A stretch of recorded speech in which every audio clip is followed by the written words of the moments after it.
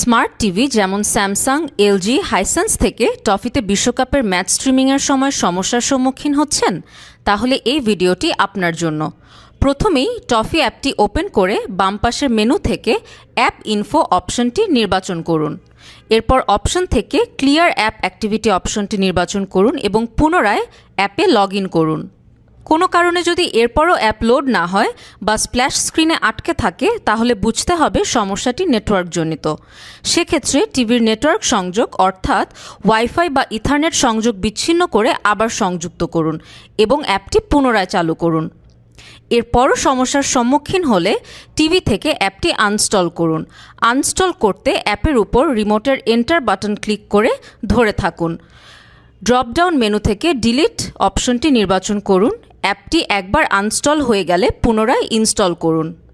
এসব কিছুর বাইরে বিশ্বকাপ চলাকালীন সময়ে টফিতে বেস্ট এক্সপিরিয়েন্স পেতে খেলার যত আগে থেকে সম্ভব লগড ইন থাকুন।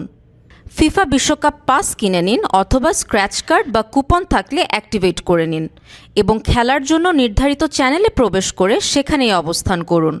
আপনার নিরবিচ্ছিন্ন অভিজ্ঞতা নিশ্চিত করতে আমরা নিরলসভাবে কাজ করছি। ধন্যবাদ পাশে থাকার জন্য।